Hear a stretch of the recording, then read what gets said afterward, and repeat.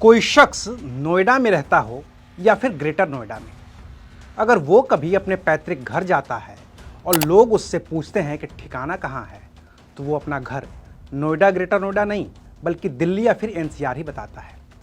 क्योंकि दिल्ली के साथ जुड़े एनसीआर के इस इलाके में दिल्ली और यूपी का भेद मिट जाता है और पूरा इलाका ही दिल्ली एनसीआर कहलाता है।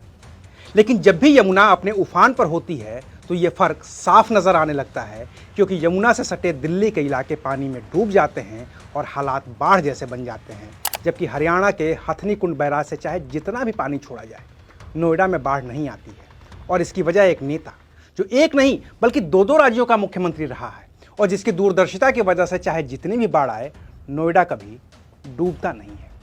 नमस्कार, मैं हूं अविनाश और आप देख रहे हैं अनकट। वो साल था 1975, दिसंबर का महीना था। तब देश में इमरजेंसी लगे करीब 6 महीने बीत गए थे और इस इमरजेंसी के दौर में सत्ता का केंद्र बन गए थे संजय गांधी। तो एक दिन संजय गांधी कांग्रेस मुख्यालय 24 अकबर रोड में बैठे हुए थे। उन्होंने उत्तर प्रदेश के तत्कालीन मुख्यमंत्री नारायण दत्त तिवारी को कांग्रेस मुख्यालय बुला रखा था। तय वक्त पर एनडी तिवारी अकबर रोड पहुंचे। उनके साथ 2 अधिकारी भी थे। दफ्तर में बैठे संजय गांधी के हाथ में दिल्ली का नक्शा था। उन्होंने नारायण दत्त तिवारी से कहा कि आज मंगलवार है, 3 दिन के अंदर यानी कि शुक्रवार तक मुझे पूर्वी दिल्ली के आसपास यमुना किनारे ऐसी जमीन खोज कर दो जहां पर दिल्ली के उद्योगों को शिफ्ट किया जा सके, ताकि दिल्ली का प्रदूषण कम हो जाए। उस वक्त संजय गांधी का छोटे से छोटा प्रस्ताव या सुझाव भी तब के बड़े बड़े नेताओं के लिए सबसे बड़े आदेश की तरह होता था। और नारायण दत्त तिवारी तो गांधी परिवार के हर आदेश को इस तरह से तामील करते थे कि उनका नाम ही न्यू दिल्ली तिवारी रख दिया गया था। और फिर ये तो संजय गांधी का सीधा आदेश ही था, तो ना नुकुर की कोई गुंजाइश ही नहीं थी। नारायण दत्त तिवारी तुरंत काम पर लग गए।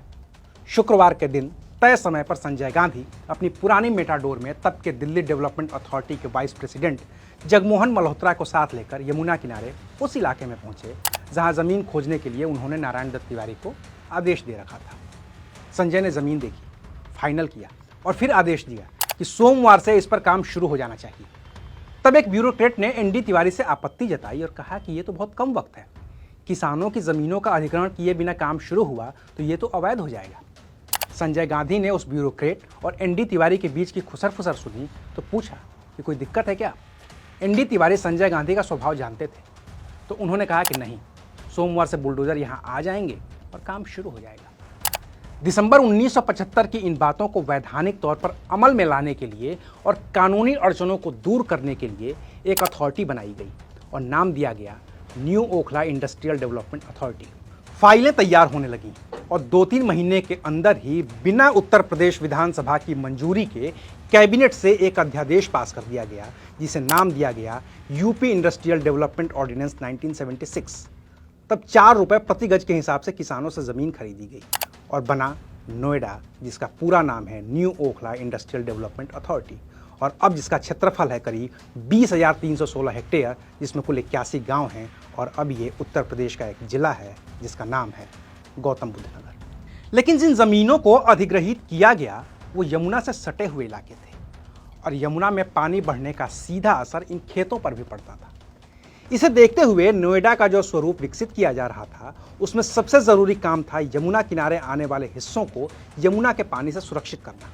तो इसका खास तौर पर ध्यान रखा गया कि नोएडा के नाले चौड़े हों, और यही वजह है कि नोएडा में नालों की लंबाई करीब 87 किलोमीटर है, जिसकी वजह से बारिश का पानी आता भी है तो वो इन नालों के जरिए यमुना और हिंडन नदी में चला जाता है और नोएडा में जल जमाव नहीं होता है। इसके अलावा नोएडा की प्लानिंग ऐसी है कि किसी भी रेजिडेंशियल या कॉमर्शियल प्रॉपर्टी के लिए अथॉरिटी पहले बिजली, सड़क और सीवर जैसी बुनियादी सुविधाएं मुहैया करवाती है, और ये सब जब मिल जाता है तभी उस इलाके को आगे डेवलप किया जाता है। हालांकि इन तमाम खूबियों के बावजूद ऐसा नहीं है कि नोएडा में पानी नहीं आता है। अंतर सिर्फ इतना है कि नोएडा में पानी आता है तो वो दिल्ली या फिर गुरुग्राम की तुलना में जल्दी निकल जाता है। लेकिन इस बार यमुना में जिस तरह से पानी का स्तर बढ़ रहा है, हरियाणा के हथनी कुंड बैराज से लगातार पानी छोड़ा जा रहा है और बारिश भी हो रही है, तो ऐसे में नोएडा में भी जल जमाव होगा और भयंकर तरीके से होगा।